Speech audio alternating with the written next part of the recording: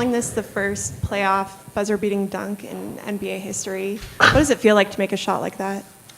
It's a nice pass. Yes. Joker. Was it a pass?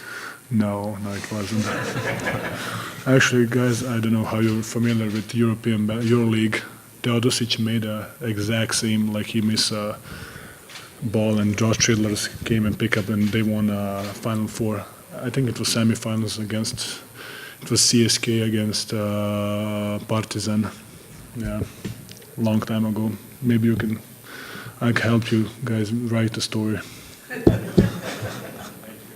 Aaron, where does that rank in terms of bigger shots of your career? Nice shot. That was a really Great nice shot. shot. Dude, not a skill with that one. It's up there. Honestly, when it comes down to it, just happy we won. You know, that's really what it comes down to.